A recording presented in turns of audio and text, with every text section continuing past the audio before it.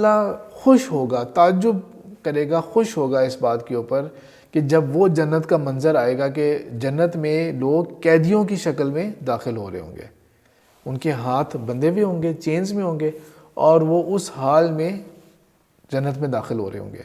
हमने तो आखिरत के हिसाब से सोचना है ना, हम मुसलमानों ने तो आखिरत के हिसाब से सोचना है। ये कैदी अगर उस वक्त क्या होता है, कत्ल हो जाते हैं, अगर कत्ल कर दिया जाता कहाँ जाना था इन्होंने, फिर जन्नत में जाते।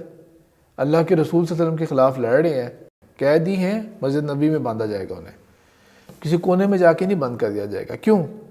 ये जो दुनिया अब तस्वर लेके चल रही है ना जेल का, कि नहीं वो रिहैबिलिटेशन सेंटर होना चाहिए, रिहैब बोलते हैं उसे वो ना, वो अल्लाह के रसूल सल्लल्लाहु अलैहि वसल्लम ने उस चीज़ के ऊपर काम किया था कि मस्जिद के सतून के साथ बांधा हुआ है, ये सुबह शाम मुसलमानों का उठना बैठना देख रहे हैं।